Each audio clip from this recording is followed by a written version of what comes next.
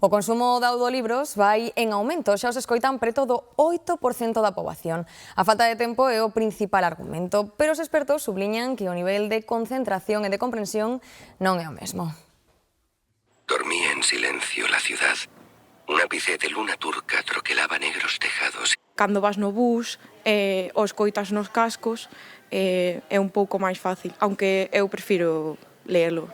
Tenía el estómago vacío, tenía ampollas en los pies. Ás veces cando topo o audiolibro o uso, pero o uso a vez que leo o libro. Correndo, facendo algo de exercicio, podes ir escoitando algún libro que te interese. Levamos un ritmo de vida moi rápido, pois mira, oye, é outra opción.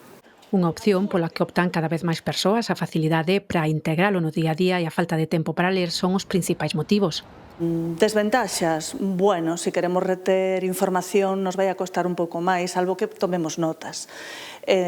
Obviamente, se vamos camiñando, se vamos conducindo, se vamos en autobús, reter vai a ser moito máis difícil. Non me gusta o formato, non me centro, digamos, no libro. Tú non marcas as pausas, estás escoitando e tens que estar incluso entendendo máis porque tes máis estímulos. Igual con libros así un pouquinho máis sencillos, pero... Diante do papel podemos adaptar a nosa velocidade de procesamento e comprendemos mellor o que lemos. Activa moitísimo máis o cerebro, vale? Dade conta que o canal visual é o noso canal prevalente. Quizáis por iso o auxe dos audiolibros non está a afectar as librerías.